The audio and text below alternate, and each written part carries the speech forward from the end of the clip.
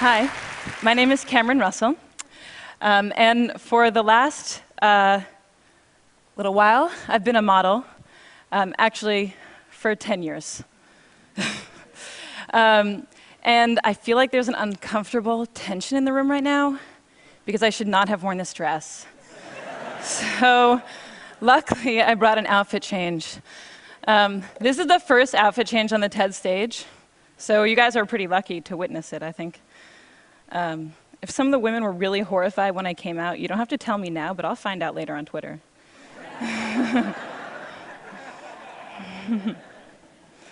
I'd also note that I'm quite privileged to be able to transform what you think of me in a very brief 10 seconds. Not everybody gets to do that. These heels are very uncomfortable, so good thing I wasn't going to wear them. The worst part is putting this sweater over my head, because that's when you all laugh at me, so don't do anything while it's over my head. All right. So why did I do that? That was awkward. Well,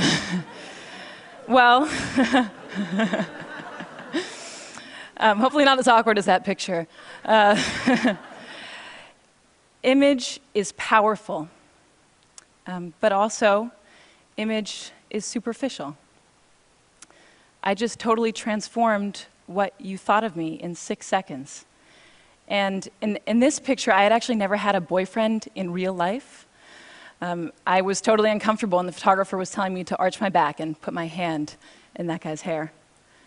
And of course, barring surgery, or the fake tan that I got 2 days ago for work, there's very little that we can do to transform how we look.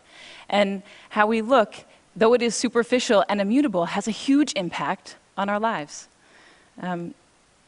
So today, for me, being fearless means being honest. And I am on this stage because I am a model. I'm on this stage because I am a pretty white woman. In my industry, we call that a sexy girl. And I'm going to answer the questions that people always ask me, but with an honest twist. So the first question is, how do you become a model? And I always just say, oh, I was scouted, but that means nothing. The real way that I became a model is I won a genetic lottery, and I am the recipient of a legacy. And maybe you're wondering, what is a legacy? Well, for the past few centuries, we have defined beauty not just as health and youth and symmetry that we're biologically programmed to admire, but also as tall, slender figures and femininity and white skin. And this is a legacy that was built for me, and it's a legacy that I've been cashing out on. And I know there are people in the audience who are skeptical at this point, and maybe there are some fashionistas who are like, wait, Naomi, Tyra, Joan Smalls, Lou Wen, and first, I commend you on your model knowledge, very impressive. But unfortunately, I have to inform you that in 2007, a very inspired NYU PhD student counted all the models on the runway, every single one that was hired, and of the 677 models that were hired, only 27, or less than 4%, were non-white. The next question people always ask me is, can I be a model when I grow up? And the first answer is, I don't know, they don't put me in charge of that. But the second answer, and what I really want to say to these little girls, is why? You know, you can be anything. You could be the president of the United States, or the inventor of the next internet, or a ninja cardiothoracic surgeon poet, which would be awesome, because you'd be the first one. If after this amazing list, they still are like, no, no, Cameron, I want to be a model, well, then I say, be my boss, because I'm not in charge of anything, and you could be the editor-in-chief of American Vogue, or the CEO of H&M, or the next Stephen Meisel. Saying that you want to be a model when you grow up is akin to saying that you want to win the Powerball when you grow up. It's, you know, out of your control, and it's awesome, and it's not a career path. I will demonstrate for you now 10 years of accumulated model knowledge, because unlike cardiothoracic surgeons, it can just be distilled right into right now. So if the photographer is right there, and the light is right there like a nice HMI, and the client says, Cameron, we want a walking shot, well, then this leg goes first, nice and long, this arm goes back, this arm goes forward, the head is at 3/4, and you just go back and forth. You just do that. And then you look back at your imaginary friends, 300, 400, 500 times. It will look something like this. Hopefully less awkward than that one in the middle. I don't know what happened there. Unfortunately, after you've gone to school and you have a resume and you've done a few jobs, you can't say anything anymore. So if you say you want to be the President of the United States, but your resume reads underwear model 10 years, people give you a funny look. The next question people always ask me is, do they retouch all the photos? And yeah, they pretty much retouch all the photos, but that is only a small component of what's happening. This picture is the very first picture that I ever took, and it's also the very first time that I had worn a bikini. And I didn't even have my period yet. I know we're getting personal, but you know, I was a young girl. This is what I looked like with my grandma just a few months earlier. Here's me on the same day as this shoot. My friend got to come with me. Here's me at a slumber party a few days before I shot French Vogue. Here's me on the soccer team and in V magazine. And here's me today. And I hope what you're seeing is that these pictures are not pictures of me, they are constructions. And they are constructions by a group of professionals, by hairstylists and makeup artists and photographers and stylists and all of their assistants and pre-production and post-production. And they build this, that's not me.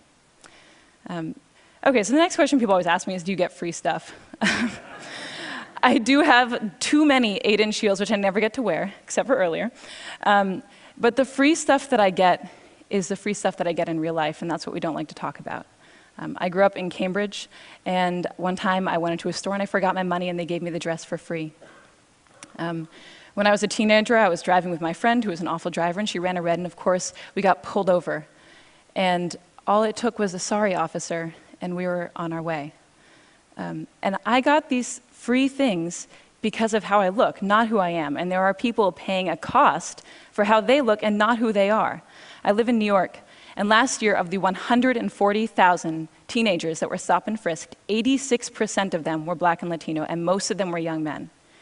And there are only 177,000 young Black and Latino men in New York, so for them, it's not a question of will I get stopped, but how many times will I get stopped? When will I get stopped? When I was researching this talk, I found out that of the 13-year-old girls in the United States, 53% don't like their bodies. And that number goes to 78% by the time that they're 17. So the last question people ask me is, you know, what is it like to be a model? And I think the answer that they're looking for is, if you are a little bit skinnier and you have shinier hair, you will be so happy and fabulous. And when we're backstage, we give an answer that maybe makes it seem like that. We say, it's really amazing to travel, and it's amazing to get to work with creative, inspired, passionate people. And those things are true, but they're only one half of the story, because the thing that we never say on camera, that I have never said on camera, is I am insecure. And I'm insecure because I have to think about what I look like every day. And if you ever are wondering, you know, if I have thinner thighs and shinier hair, will I be happier? You just need to meet a group of models, because they have the thinnest thighs and the shiniest hair and the coolest clothes, and they're the most physically insecure women probably on the planet.